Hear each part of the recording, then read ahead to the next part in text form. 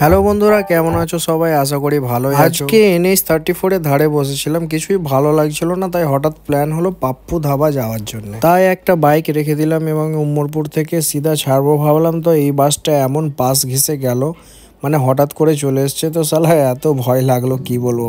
তাই আর দেরি করলাম না, বাইক নিয়ে বেরিয়ে পড়লাম। রাস্তায় চলতে চলতে রাস্তায় ভাই অনেক লাইট দেখি, ভাই লাইটগুলা দেখে আমাকে অনেক ভালো লাগে, তাই বলি একটা ভিডিও বানিয়ে দিতে। ভিডিওটা কেমন হয়েছে অবশ্যই।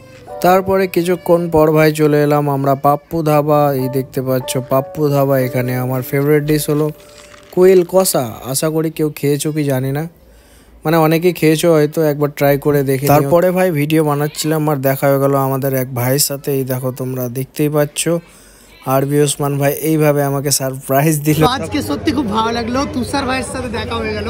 ও ভালো ভালো ভিডিও বানায়। তো আপনারা আমার যারা ভিউয়ার্স বা ফলোয়ার্স রয়েছেন, ভাইকে বেশি বেশি করে সাপোর্ট করেন। একদম খুব ভালো ছেলে, সব থেকে বড় ব্যাপার উদার মনের মানুষ একদম তুষার ভাই। সত্যি ভালো লাগলো।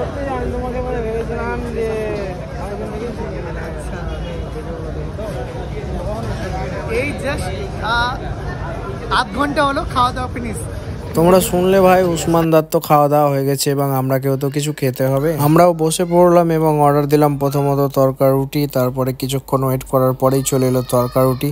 তরকাটা ভাই দেখতে পাচ্ছ কত সুন্দর ডেলিশিয়াস লাগছে।